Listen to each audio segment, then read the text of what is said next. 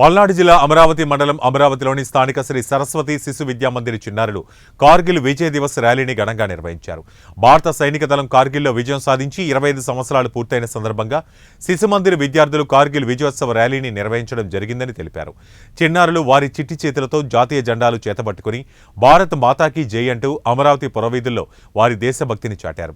ఈ కార్యక్రమంలో పాఠశాల సిబ్బంది, ఆచార్యులు, విద్యార్థులు పాల్గొన్నారు.